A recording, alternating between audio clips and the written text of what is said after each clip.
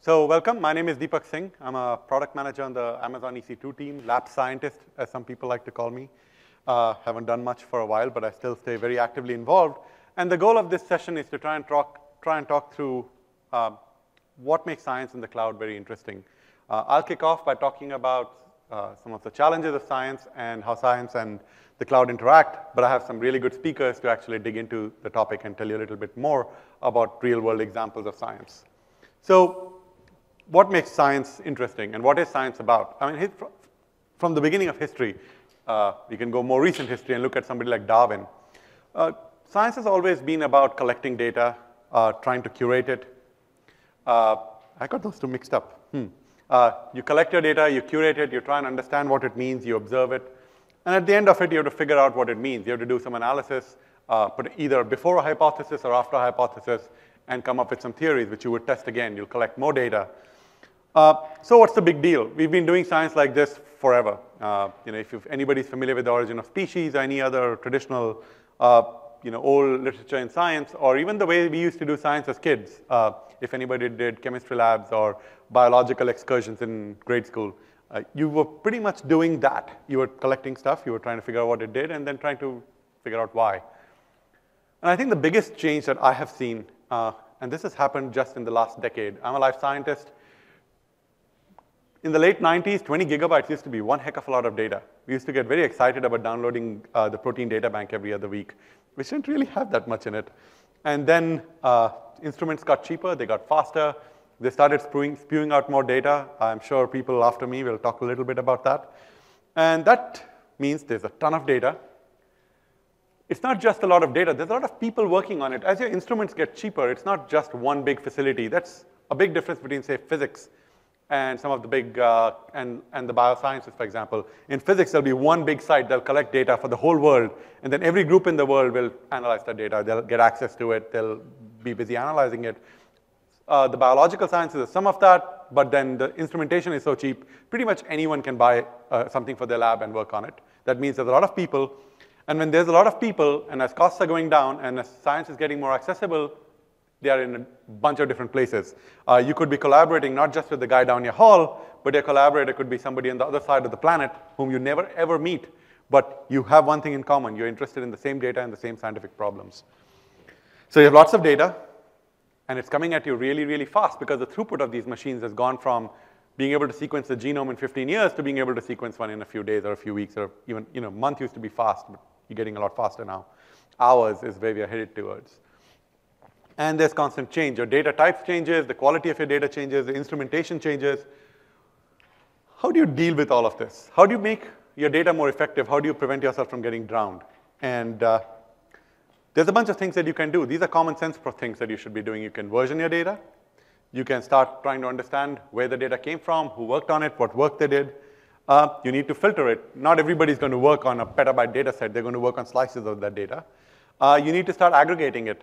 You might be collecting data from one source, and you might be collecting data from a second source, maybe a different type of experiment, and then adding your own annotations, adding more value to the data that other people can use. There's a number of projects in the world that are all about providing annotations, providing additional meaning to data, whether it's trying to take data from the Hubble telescope, from what's the big Johns Hopkins astronomical data set, you guys know better, the Sloan Digital Sky Survey, and doing interesting things with it. Which other people can use for their benefit. And computational scientists don't really often care about interfaces. The people collecting the data don't care about interfaces, but you need to make that data accessible. In fact, the way we're heading in the future, if you look at somebody like 23andMe that does consumer-level genetic testing, their UI is actually pretty nice. It's better than most scientific UIs that I've seen in the way they present information to you. They make it easily accessible. That's going to become more and more important as the average person has access to scientific data as more open data happens. And you want to be able to share it. I'm a big open data proponent, especially for scientific data. But you want to be able to share data. You want to be able to share it with your colleagues, with the broader community. Back in the day, I remember we used to ship each other 100 gigabyte, 1 terabyte hard drives when we were working on the same data sets. And everybody has to publish or present a report to their boss. All of these things are hard under normal circumstances. When you're dealing with data at the petabyte scale or with the throughput that you have today, or working across many different labs, this becomes a really, really hard problem. And this is why I got interested in the cloud many, many years ago, and why it's very interesting, hopefully, to some of you. What does the cloud do for science? In my opinion, it's all about removing constraints. It's a scalable platform. And in this case, I'm data-centric, so it's about data science, but it could be for just large-scale computing, which you'll hear about later. It's about enabling discovery. It's about accelerating your research. How can you get things done faster without getting blocked? So I won't spend too much time about how people are getting unblocked. I'll let my speakers do that, and we have a great set of speakers to do it. We'll start with an old friend of mine, Chris, who's I've been harassing for a very, very long time, who understands a lot about infrastructure in general and how to apply it to scientific problems, and he'll talk a little bit about that. Stephen Litzter from Novartis will talk, I presume, about large-scale computational chemistry. And Michael D'Angelo is from the state of Washington, will give you an example of how you can take some of these instruments that I talked about a little earlier, and at the level of a state, how the cloud can enable good science. And with that, Chris. I'm supposed to turn this on until I'm past the speakers. Thank you. Ow. Oh, sorry. Hi, folks. Let's see. All right. So for those of you who've heard me speak before, I have 20 slides to do in about 10 minutes. And given my normal rate, that's a below average slide count for me. So I'm going to really try to sort of keep it quick and focused here. The slides are already online on SlideShare as well. So by way of introduction, I can maybe describe myself as a failed scientist. But more realistically, in the past couple of years, I'm an infrastructure geek specializing in genomics, computational biology, and basically science and infrastructure specific to pharmaceutical, life science, biotech, and government type scientific problems. I work for a company called BioTeam, and it's worth talking a little bit about the BioTeam because we're really not your standard speaker, not your standard Amazon user. My entire company is built up of former scientists who came of age in the 90s where you had to develop your own infrastructure, your own code, your own algorithms to do the type of science that you're interested in. So there's a whole generation of people roughly my age who have a very, very strong background in the sciences, but also had to build petabyte scale storage systems, learn Linux clustering, learn networking and everything else. So what BioTeam sort of became is a small professional services shop that is capable of sort of bridging the gap between applied IT and actually getting real stuff done in a demanding production environment. So that's basically where we're at. We tend to be a small user of Amazon ourselves. We tend to be a huge influencer and a significantly large user of Amazon on behalf of our customers and clients. And those range from large and small biotech to pharma and government and startup and everything else. So that's one of the reasons why I can be here, is that I can sort of speak bluntly about how many different groups of smart people have tackled similar problems. I'm in and out of maybe a few dozen organizations every year, and most of them give me permission to speak publicly about what I see. So I can try to give you a little bit of blunt and honest feedback here. One of the things that I wanted to do, and I'm glad it was mentioned at the keynote this morning, is that the whole focus of this meeting is supposed to be a training, a learning, a knowledge exchange thing. So if I only give one piece of advice in my 10-minute vignette, it's coming up here.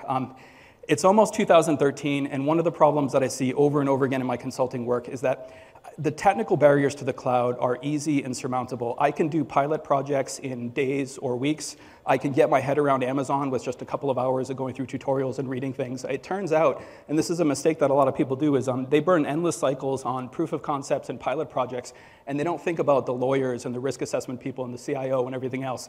It really turns out that this is the one piece of advice I would give you, because I've seen pilot projects that we stood up in a couple of days that bogged down for 6 months or a year because it's still going through compliance and policy review and trying to get past the lawyers. So anybody here who's sort of starting out down this road, who's interested in doing real world science on the cloud, I'm here to tell you that the technical bits are easy, and if they aren't easy, they fail in ways that are easy to track down. The hardest bits, the most difficult bits, and the bits that destroy your soul day by day is the governance, the policy, the lawyers, the risk assessment, and dealing with senior management. So one piece of advice I would give you is you need to give more or equal weight to issues of policy and procedure than you do with your design patterns and your architecture and your DevOps and your infrastructure. It's the policy stuff that's going to kill you. In 2013, the technical stuff is easy. This cloud stuff, it's not rocket science. It's very, very easy. It's very, very approachable. So I've got maybe 5 minutes to talk about an interesting case study, so I decided to pick one that was a little bit outside my comfort zone. It's also something that I didn't get paid to do. So this was volunteer work for a sort of online project called hpcexperiment.com.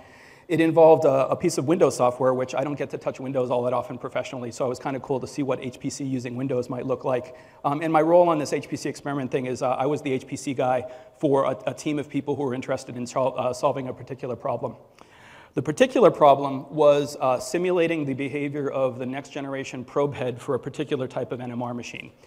This particular user had a decent cluster in-house, but the cluster was 80% used doing sort of day-to-day engineering. It was not large enough, even if they had 100% of it, to simulate the probe head at the level that they'd really want to.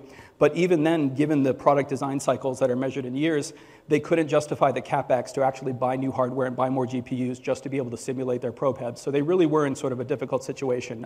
The reason why it turned out to be an interesting project is that it's a Windows front end, it's a Windows task manager. However, it can farm out work to both Linux and Windows nodes. It knows how to talk to GPU devices. It has its own method of task farming. It can submit to MPI. And by the way, if you dig down, it knows how to do a Q sub or a B sub into sort of a standard HPC environment. So it was a really, really interesting HPC project that involved simultaneous use of Windows, Linux, GPUs. The customer was using real-world engineering data, so there was some geolocation data and some security concerns. Originally, they didn't want the data to leave Europe. They didn't want it to touch United States at all. So, and then finally, FlexLM, because it's a nightmare. Commercial software licensing tends to be really, really difficult in Unix. So it was kind of an interesting HPC problem to sort of get my head around. So when we put the thing together, one of the things, we're talking about accelerating research. This might look like a fancy architecture. This took maybe 45 minutes to discuss on a Google Hangout. It took me 3 hours to stand up on Amazon, and it took me 3 hours to destroy it when I realized we made a really big mistake. So I'll walk you through the quick architecture here, but basically we put everything behind a VPC for security and resource isolation and access control. We had two separate subnets. One subnet is for systems that were expected to talk to the internet, and then the other subnet was the stuff that was completely isolated, basically the worker nodes, the science stuff. And this worked. This was wonderful. I stood this up in a couple of hours. It was a really big deal, except it turned out that a couple months ago when we were doing this, Amazon did not support GPUs or CC2 instance types inside of VPC. So once we figured that out, we destroyed this architecture in a couple of minutes and completely rebuilt from scratch. When we ended the experiment about a month or two ago, this is what we ended up looking like. Because of the nightmare of FlexLM licensing, we actually left our VPC alone because that was where our license server was sitting. So we left that in the United States. We forklifted everything over to Ireland, and we were running on spot market, on GPU, and the biggest CC2 instance types. And one of the coolest things about it, and it's because the next slide that's supposed to be here didn't end up in the slide deck, is that I'm not one of the guys talking today about the 50,000 core, the 60,000 core problem. When we were running at scale, we were running maybe on 30 of the CC2 8X large nodes and another 30 GPU nodes. So 60 high-end machines, a relatively, it's non-trivial amount of infrastructure, but it's not insane. Running it on the spot market was about $30 an hour. At $30 an hour, I can give that level of infrastructure to an individual researcher, an individual scientist, or an individual team. I mean, it was fantastic. It was amazing. It worked really, really well, and it sort of meshes in with this whole theme today of sort of accelerating research. At $30 an hour, I can give that type of infrastructure to anybody who comes to my door, whether it's a single research team or a project team. So I don't have enough time to talk in details about the heavyweight simulation, the lessons learned. I'll be blogging about it and talking a bit later. So I figured the best thing I can do to sort of end this little short story is, rather than go really, really deep into the sort of the CST Microwave Studio stuff, I want to talk a little bit about why this was so easy to do on Amazon and why it would be very, very difficult to do elsewhere. I figured that would be a great way to sort of tie up the last couple of minutes. So on any other cloud, and I'm very cynical about other cloud stuff, if I'm lucky on Brand X Cloud, I get virtual servers, I get block storage, and maybe I get some object storage, and maybe a couple of other bells and whistles if I'm lucky. You compare that to Amazon, the 20, 30 products that they have today, and the 2 or 3 products and the new feature changes that they roll out every month, there's simply more building blocks. And I tried to highlight on the slides here the building blocks that we actually used in this particular project. I want to talk particularly about one of them. One very, very specific example, if you've ever dealt with FlexLM licensing, you'll know that your license codes are deeply tied to the MAC address of your network card. If your network card changes, if your MAC address changes, your license breaks, your software comes screeching to a halt. If you're lucky, you might get a new license cut in a couple of hours. More realistically, it's a couple of days. That's kind of a pain in the butt on the cloud with virtual servers and things that go up and down. Your MAC addresses, they tend to change. So Amazon has this wonderful thing, Elastic Network Interface. You can separate the MAC address from the network, and you can map MACs and MAC NIP. As long as you're within a VPC, you've got this tiny, tiny little feature that doesn't exist in someone else's cloud, but it instantly and permanently solved my commercial software licensing problem on Amazon in a way that would be a little bit painful to do on someone else's platform. So it's just one example of many why it's faster to do this on this sort of big, healthy, huge infrastructure provider rather than someone else's cloud. A couple of other examples just to show stuff that we had, that's really unreadable there.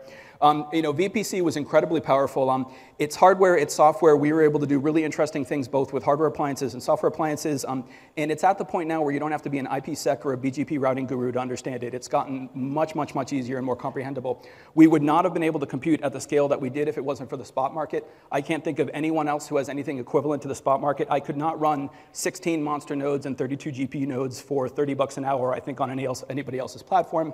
And then finally, the specifics of the EC2 instances, the FAT nodes, the SSD nodes, the high memory nodes, and in particular for this experiment, it turned out that we really, really needed the CC2 instance types that had the full 10 gig bisectional bandwidth. So it's all these little features that, if you really boil it down to, it's that none of this stuff is rocket science. It's DevOps, it's provisioning, it's figuring out and configuring software. It's just easier and faster to deploy this on Amazon because they have more building blocks, the building blocks are more usable, and they give me more design patterns that I can use to cobble together interesting science. And the fact is that in science, we're in a little bit of an unusual world compared to the rest of people at this conference. We have no one-size-fits-all design pattern. Very few of us have one pipeline that is worth its weight in gold that we're going to spend incredible engineering resources on. We have hundreds of legacy applications and algorithms that, despite what the sales guys are telling you, we're never going to rewrite them for MapReduce. We're never going to rewrite them for CUDA. We're going to continue having to run these C++ and Fortran and Perl and Python algorithms for years and years and years. And so from a perspective of doing useful science and doing it with agility and speed, it all comes down to the building blocks. And the simplest answer is with Amazon, I've got 30 building blocks. On someone else's cloud, I've got servers, object storage, block storage, and maybe a couple of other things. It's really just no comparison. So that's my one last plug here is that I feel a little bit guilty about not getting into the heavyweight details of the simulation we ran. So I promised a bunch of people that I'll be blogging about it on bioteam.net. And finally, this is an interesting plug. The second round of hpcexperiment.com is starting up in the next couple of weeks. And we're actually looking for scientific problems, resource providers, and mentors. So if you're interested in this thing, either as a contributor or a potential consumer, check out hpcexperiment.com. Thank you very much. OK, thank you. So I'm going to talk about what we've been doing in the state of Washington in terms of scientific computing. And the state of Washington, in their technology strategic plan, we've identified cloud services as one of the strategies in our strategic plan, and to really dive into that, particularly this year, that we had set out this year. And there's really two activities that we've been starting to engage in using Amazon Web Services within the state of Washington. Now, one of the principles that we are driving behind this cloud-based services is we want agencies to experiment in cloud services, try to find those short-term wins, don't make big bets, small bets, and just kind of see what is the potential for cloud-based services. So there's really two that we've been experimenting in the last year, and two categories, I should say. And one is around the sort of managing spikes in technology infrastructure requirements. And an example is with traffic cameras. We see major spikes when there's inclement weather. A lot of the citizens want to actually watch and see what's happening out on the roads. And so we can see spikes at 10 times what normal behavior is. And so that's one category of activity that we're seeing. The other is around our scientific computing, and that's, of course, what I'm going to talk about today. Now, in the scientific computing, there's really two different areas that we're experimenting in as a state. One is in what we call citizen science, or it's essentially crowdsourcing observation data. So it's things like the citizens engaging in the tracking of wolves across the state, which is a politically charged issue within the state of Washington. Another is in using cloud services to help with some of the analytical computations behind biological sciences. And so that's what I'm going to talk about specifically is in one particular species called the fisher, which I had no idea what a fisher was until 2 years ago. I don't know how many of you guys knew what a fisher was, but looks like a cat. It's native to North America, but it's got a mink-like look to it. And the fissure itself existed throughout not only the Northwest, but throughout much of North America, including California and other parts of the country. And you can see in the chart of the graph, or excuse me, the map on the lower right there, the green represents the area that the fissure covered within the state of Washington. Well, there was unregulated overtrapping in the U.S., and the fissure itself was caught in all these traps. Its fur was harvested, and the animal became essentially extinct. And it became extinct through most of the United States, and in fact, the population of the species moved up into Canada. So essentially, throughout the U.S., there was practically no fissure individuals. There's a few exceptions. The Department of Fish and Wildlife within the state of Washington had done an 8-year survey trying to identify, is there any fissure within the state? So they spent 8 years looking for fissure signs, looking for evidence that there was, or was not, fissures within the state, and they found absolutely no evidence. Imagine having that job, spending 8 years of your life looking for something that doesn't exist. It's kind of like a Bigfoot, except it's Littlefoot, I guess. It's a smaller animal. So the animal was listed as protected or endangered by Fish and Wildlife in 1998, and we began to look at how we could reintroduce fissure as a species back in the state of Washington. It's a critical part of the ecosystem for the state of Washington. It is an animal that is a food source for other animals higher up in the food chain, but it's also a predator for animals lower in the food chain. So it's a critical piece that was lost. So in 2008, the Department of Fish and Wildlife, in cooperation with some federal agencies as well as Canada and the Olympic National Forests, sent on a project to capture fissures in Canada and bring them back into the state of Washington and try to reintroduce that species. So the project has a 3-phase project plan to it, and they're really only at the first phase. And the first phase was to capture 90 fissures, bring them into the state, and over a 3-year period, distribute them in the Olympic National Park, which is over in the northwest portion of the state. And that happened between 2008 and 2011. In addition to introducing them, these animals were fitted with a collar that had a transmitter on them. And then every week, an aircraft flew over the Olympic range, or Olympic Mountains, and tried to locate every one of those 90 fissure animals. Some of them, of course, they couldn't locate. They were predated on, or they were victims of vehicle incidents or whatever. And to date, there's 29 fissures that are currently being tracked. Well, they're at the end, essentially, of the tracking phase. And it's the end because actually the batteries run out on these transmitters, so they're starting to fade. So now we're past the data collection part of this particular problem, and now it's into the data analysis. And we're trying to understand what really happened to these fissures. So we have years of data tracking every individual, where they went, where they traveled around the Olympic range, and we want to know, as a state, where do they tend to congregate? What habitats are really favorable to these animals? And maybe they're favorable because of the food sources that are there, or maybe the habitat is favorable because it's absent of predators, because it's a terrible terrain for predators, or what is it? And it's an important question to ask and know the answer to, because the next 2 phases are about introducing the fissure in other parts of the state. And so we want to make sure we introduce them to a habitat that's conducive to their survival. So this represents sort of the business problem of fissures. From a scientific computing perspective, it is essentially a large collection of data that has telemetry information. We know geospatially where these individuals were over several years. And the problem is trying to calculate that home range. So we began going through that mathematical, statistical, geospatial analysis, and we ran into a problem. The state ran into a problem, and the problem was the compute power that the scientists had just really was inadequate to do what they need to do in the time frame they had to do it. And so they were using the typical, high performance or a high-end desktop as their tool. And the scientists they'd run this analysis, and they could do just one individual at a time, and that would take 2 or 3 days to do that. They had reduced the resolution to 90 meters, and they would do these one at a time and then combine them. And they tried combining these, I think 5 individuals, They combined 5 individuals, and it took them 3 weeks to do that much data. The problem was if you do the math and project it out, that's 12 weeks worth of work.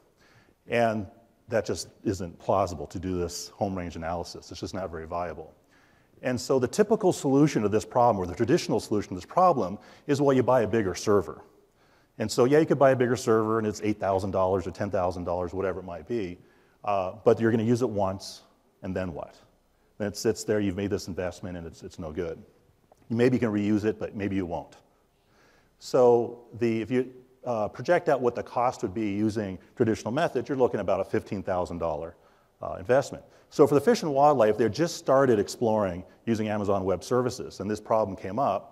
And so their IT department talked to the scientists and says, well, hey, here's an AWS account.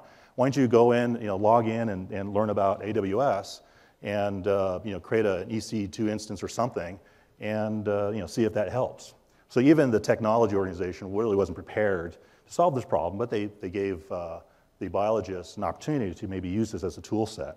So what we discovered was that the scientist was able to migrate his data, migrate the data model, the statistical models up into Amazon. He was able to run all 29, the data for all 29 individuals at triple the resolution, and he was able to complete all that work within 5 hours, which includes 2 hours of trying to figure out what's the URL for AWS.amazon.com and what's an EC2 and which EC2, or, So even figuring out what the heck this was, it was able to complete that work. And then we got the bill. We already had an account set up. We got the bill, and it cost us $5.70 to do that work. I tell people it costs less than $10, which includes the cup of coffee. So it's $10 to do that work, and $250 worth of labor, his time. So for that particular agency, this experiment really jumps out as this might be a big deal, because this isn't the only home range analysis that they do. They do home range analysis for many species.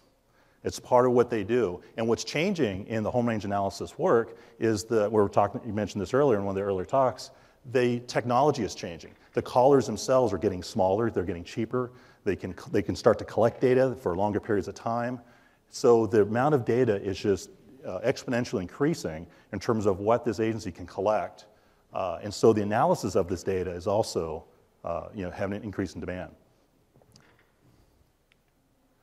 So essentially what this agency was able to accomplish was using Amazon Web Services, they're able to get higher quality. They were using 3 times the resolution, using 30-meter resolution instead of 90. They were doing it at a fraction of the time. We're talking about 5 hours instead of the 12 weeks. The labor was pretty much non-existent. And the overall cost, $5.70 to do the work. So this has had a profound effect on that agency, and now they're making a lot more investments in it. Now, all that being said, there are some challenges that they're discovering using Amazon Web Services. So not just Amazon, but just all sorts of other cloud providers. So one of them is really the learning curve. So we've talked a lot, I've heard a lot of other speakers talking about the number of services and the amount of building blocks. And this morning in the keynote, you saw the chart in November, almost every single month had a dot on it for when Amazon was going to release new functionality, new services, which is great, but it also has a downside to it, which is it's very complex. There's a lot of options, and so the learning curve can be very hard for individuals to pick up because there are so many choices. And there are some technology, the ability to connect your Amazon Web Services to your core infrastructure is technically very easy. You can do that with a direct connect. You can do that with your VPC and a VPN to your VPC, and it's all well and good. But it certainly raises a lot of questions, concerns about the policy for that, and is it really secured? Is that creating a backdoor into your corporate infrastructure? And for the state, it's a very sensitive issue because the state has a lot of confidential, highly sensitive data, if there is a breach of that data, that can run into the tens of millions of dollars to respond to that sort of incident. There's also some accounting and billing sort of issues with, I think, particularly in the science community. These sciences are usually funded by grants, and so you got to track your activity for a particular grant. And so you look at an agency, for example, like Fish and Wildlife, which might have 4,000 different grants that they're operating with. and they need to be able to track every single instance in a particular period of time to a particular grant. So it kind of creates a complex billing issue. And then it also raises questions from an IT service management perspective. What is the role of technology, of IT service providers within an organization when it comes to cloud computing? In this particular example, it was essentially the line of business doing the work. They were essentially creating infrastructure. It wasn't the traditional IT shop doing that. Now, it was fortunate this individual was actually fairly computer savvy and could do that. Not everyone is. They need help. So what is the role of IT in this sort of arrangement? And then lastly, it's that we had this one success. That's one of the success we've had in the Amazon Web Services as a state in scientific computing. But there's been other applications that have been moved to Amazon Web Services and did not see the same sort of dramatic effect. And a large part of that is because the applications that are developed in Fortran or in Perl or whatever it might be have not really been optimized to work in Amazon Web Services. So not everything kind of can see that sort of effect. And if you want to achieve that sort of scalability, there may be some effort required to make the applications more optimized for that kind of cloud computing. So that's essentially the story for the state of Washington.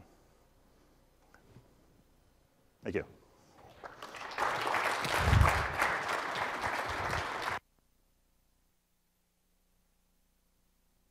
So tying it back to what I started with, one of the things that you saw in in the talks was whether it be constraints on internal infrastructure and wanting to look at essentially geospatial data related to animal activity over a period of time, getting higher resolution, whether it means being able to go from 5 million compounds to 20 million compounds to 30 million compounds, or enabling an experiment to run of the kind that Chris talked about. One of the most common themes that we see with doing science in the cloud is, very often, and anybody who's ever stood in a queue at a regular computing facility for weeks and weeks and weeks can definitely relate to it. Or the fact that if you're in a lab and your workstation just suddenly gets too small, you have to go running to your boss and ask him to buy a new workstation, which when I was in grad school used to cost a lot of money. It used to be $35,000 for a damn computer. And today things are a lot different. The first time I ever used AWS, before I joined, was I had some old code sitting around that I needed to recompile. And I happened not to have a machine big, more than one little Mac in the house. So that was exactly what I used it for. So in the end, the constraints that come, whether it be a lack of resources, whether it be a lack of trying to find out who your IT administrator is because you suddenly ran out of disk space in your shared storage system, which happens in any shared IT infrastructure in universities, go away. And what we'd like to work towards is working with the scientific community and maybe working through some of these licensing issues or et cetera and trying to get rid of them and helping people just remove all the constraints they have so that maybe it's their line of business people, if they're capable of it, can just, as long as the right policies are in place, get started and get the science done faster and not get constrained by, I don't have a big enough server or some other problem that you have. And your constraints then become, does my app scale? How much time do I have and how much money do I have to spend? So with that, thank you very much. The speakers are going to stay around. If you have any questions for them, offer me, and we're happy to talk. Thanks once again.